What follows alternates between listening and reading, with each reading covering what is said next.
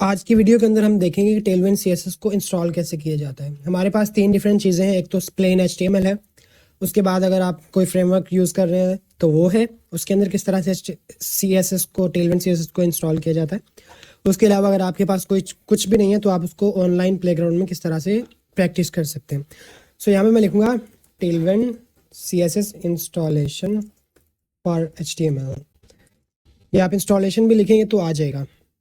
First वाले link पे मैं क्लिक कर रहा हूँ और यहाँ पे इंस्टॉलेशन, और यहाँ पे मैं जाऊँगा प्ले सीडीएन के पास, और यहाँ पे मुझे वो बताएगा कि आपको ये लाइन आपके हेड टैग में ऐड करनी होगी एंड दिस इज़ इट, आपकी टेलविंड सीएसएस चल जाएगी। यहाँ पे मैं एक index.html का फोल्डर बना रहा हूँ और इसके अंदर मैंने एक टेम्पलेट ली, VS कोड हमें प्रोवाइड करता है। अब मुझे क्या करना होगा, ये वाला कॉपी करना होगा और यहाँ पे आगे हेड में इसको पेस्ट कर दिया एंड दिस इज इट।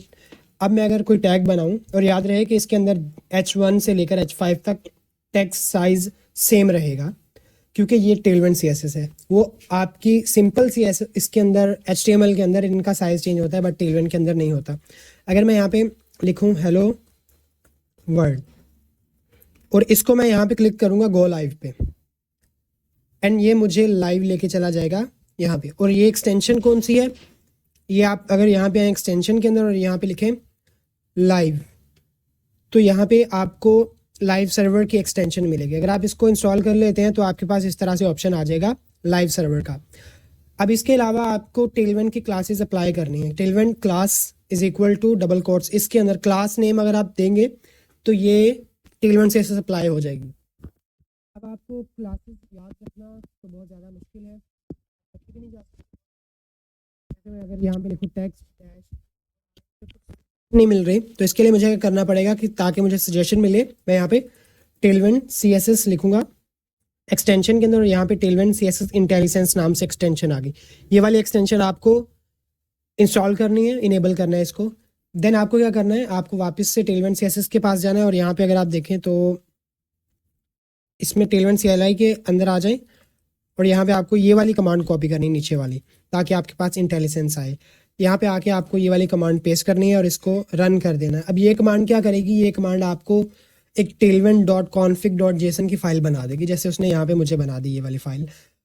अब ये फाइल की मदद से मैं यहाँ पे इंटेलिजेंस को यूज़ कर सकता हूँ प्लेन टेलविंड के अंदर।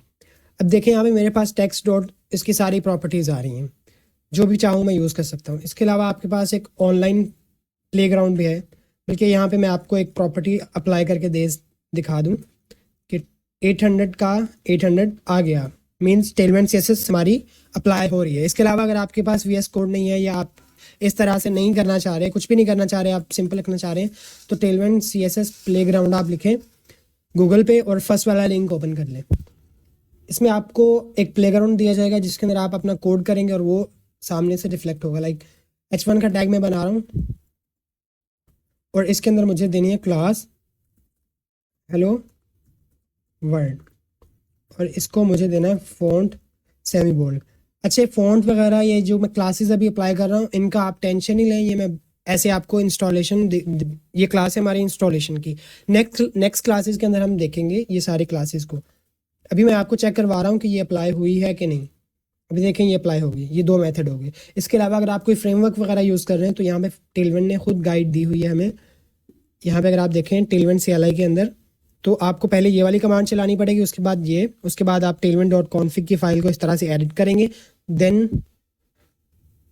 CSS जो आपकी ग्लोबल होती है, जैसे रिएक्ट में इनपुट होती है और Next.js के अंदर global.css, उसमें इस तरह से आपको करना पड़ेगा।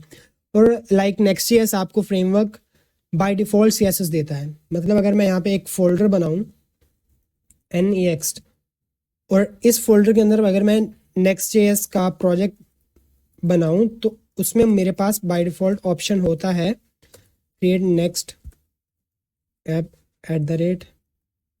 @latest। तो इसके अंदर मेरे पास बाय डिफ़ॉल्ट Next.js पूछेगा कि आप अगर टेलविंड CSS यूज़ करना चाह रहे हैं तो हम आपको बाय डिफ़ॉल्ट प्रोवाइड करेंगे, आपको इंस्टॉल करने की भी ज़रूरत नहीं है। इसमें पहला क्वेश्चन टाइपस्क्रिप्ट का पूछा, ESLint का, और ये टेलविंड CSS आ गई।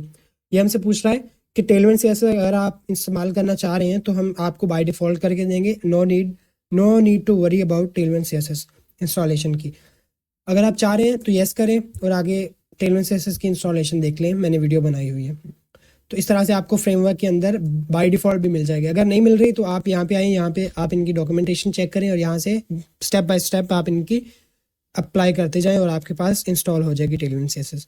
तो ये थी आज की क्लास जिसके अंदर मैंने आपको टेलविन सीएसएस को किस तरह से इंस्टॉल किया जाता है वो दिखाया है। नेक्स्ट क्लास के अंदर हम इसकी क्लासेस को देखेंगे। अल्लाह हाफिज़।